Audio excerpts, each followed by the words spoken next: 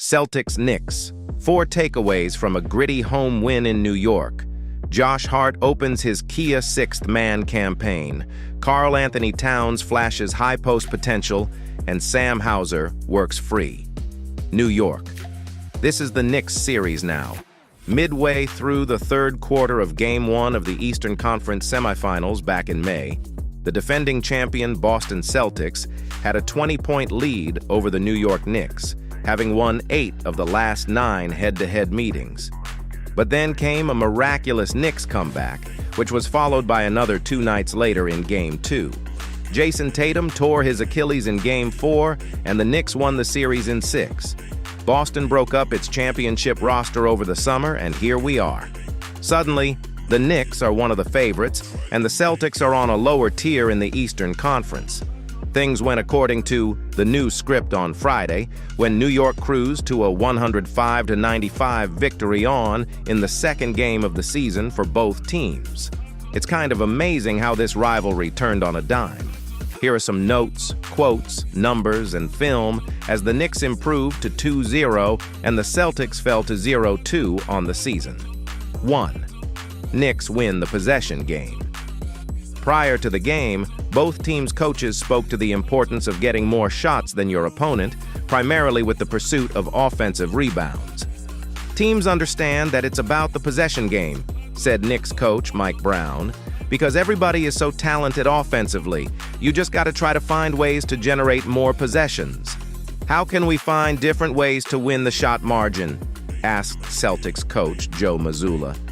Get more possessions, get more shots. And with both teams weathering below-average shooting nights, the Knicks were the team dominating the glass. Despite the absence of Mitchell Robinson, their best offensive rebounder. New York grabbed 21 offensive rebounds, the most for any team in a game this season. In total, the Knicks grabbed 60.4% of available rebounds, what would have been their 4th best mark in 100 total games, regular season plus playoffs, last season. In a 10-point game, second chance points were 21-7 in favor of the Knicks, who have now had 8 more shooting opportunities than their opponent in each of their first 2 games. The Celtics still have some talent on their roster, but almost all of that talent is on the perimeter, and interior play may continue to be an issue throughout the season. There was also a huge discrepancy, 22-10, at the free throw line on Friday. 2. Hart begins potential 6th Man of the Year campaign. With the 7-foot Robinson out, the Knicks' best offensive rebounder is 6-foot SD5 Josh Hart, who made his season debut on Friday. While New York made a change to its starting lineup, it wasn't Hart who replaced Ariel Hukporti and moved Karl Anthony Towns to center. It was Miles McBride, with Hart coming off the bench in a regular season game for the first time since January 2024. With the assumption that Robinson, who's missed both games, will be a regular starter when healthy, Hart has been a fashionable pick to win the Kia NBA 6th Man of the Year award, even though that's typically reserved for scorers, like new teammate Jordan Clarkson. Hart has averaged only 11.3 points per game during his 2.5 seasons with the Knicks. Hart scored just 2 points on 1 for 8 shooting off the bench on Friday, and the Knicks were outscored by 2 points in his 19 minutes. But he grabbed 14 rebounds, with 6 of them coming on the offensive glass. When the Knicks weren't shooting well, Hart kept possessions alive with his typical relentless pursuit of the ball. A monster, monster, monster, Brown said. I don't know if I've ever seen this before. 14 rebounds in 19 minutes. Just a phenomenal, phenomenal game, doing the dirty stuff. At the end of the first half, he grabbed an offensive board and found OG Anunoby for a wide-open three-pointer to cap off the Knicks' 42-14 second quarter. Midway through the fourth, when the Knicks' 24-point lead had been cut to 10, Hart checked in after a timeout. And on the very next possession, he grabbed 2 offensive boards, with the second leading to a Brunson layup that put the Knicks back up 12. Later in the fourth, Hart airballed a wide-open corner three-pointer and then appeared to re-injure his surgically repaired right hand when he tried to block a shot on the ensuing transition sequence. Opponents will give him open shots all season long, and there will be big possessions when the ball is in his hands with the shot clock winding down. There will also be big possessions when he gives the Knicks multiple chances to score.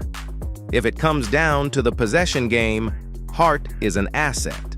Karl-Anthony Towns, Domantas Sabonis with three-point range. One of the changes Brown is bringing to the Knicks offense is Karl-Anthony Towns handling the ball more in the high post. We saw some of that on Friday, with Towns sorta in the role of Domantas Sabonis, the hub of Brown's offense in Sacramento. Towns had just 3 assists, but one, on the first possession of the second quarter, was a nice dime to a cutting OG Anunoby, who didn't know the ball was coming until it was in his chest. On the next possession, how Towns has a hub can get side-to-side movement. Tyler Kolek came from the right side off the floor, took a handoff, drew a weak side defender, and found Anunoby for an open 3 in the left corner. Earlier in the game, a slick pass from Towns to Anunoby resulted in an open 3 for Towns himself. It's early, but we can already see how the Knicks offense has more variety, which should make it much tougher to guard in the long run. "He's a threat from anywhere on the court," Brunson said of Towns. "When you're able to pop with someone with so much gravity, you're playing off of it. He can read and react. If the defense overplays or not, he's able to make plays like that." 4. Hauser gets good looks in Spain overall. The Celtics scored just 95 points on 94 possessions, what would have been their 6th worst offensive performance last season. But one thing that worked multiple times was Spain, or stack pick and roll, a standard high pick and roll action with an extra back screen on the defender of the initial screener. The Celtics ran the action early and often on Friday, and it resulted in some of their best offensive possessions of the day. The Celtics ran it on their first possession of the night, though they disguised it a bit, first running something for Jaylen Brown on the side of the floor. The ball eventually got back to Peyton Pritchard at the top, where Neemias Queta set a ball screen. Sam Hauser then came up from the baseline to set a back screen on Towns. Towns was able to recover to Queta's role, but 2 Knicks went to the ball, leaving Hauser open beyond the arc. The Celtics ran it again on the next possession, and this time, Queta was open under the basket. When the game started to get away from them early in the second quarter, the Celtics were able to regain the lead briefly by running Spain 2 more times. The first time, Hauser popped open for another 3 near the top of the arc.